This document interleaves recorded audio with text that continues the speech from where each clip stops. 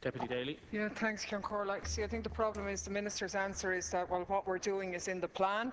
But the reality is, for many small and medium-sized businesses on the ground, life is still incredibly difficult. And while you can list out a range of initiatives, I think they are still struggling, and it's not really good enough that some of the initiatives you're looking at now, 2.5 years into your life in government. To me, I think if you take the town where I come from, the town of Swords, we have 408 rateable properties in the area.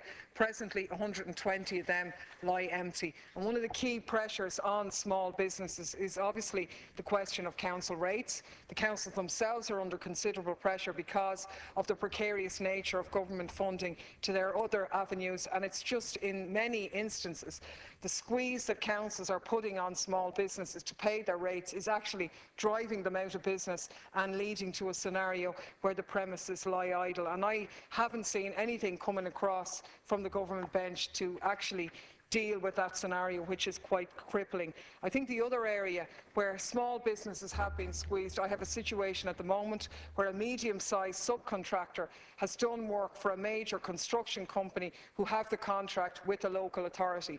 And this major supplier, in this case SIAC, have basically got their money from the local authority but refused to pay the subcontractor, who is a small to medium-sized business providing employment. He's done his work, he's paid his money up front, and where main contractors are embarking in behaviour such as this, sweating out subcontractors in effect in order to hopefully, I'd imagine, get a lower price, I think the government should be preventing companies like SIAC, in this instance, from getting access to any future public contracts if they're not treating the subcontractors properly and appropriately, because this is something that is jeopardising employment in the small and medium-sized sector.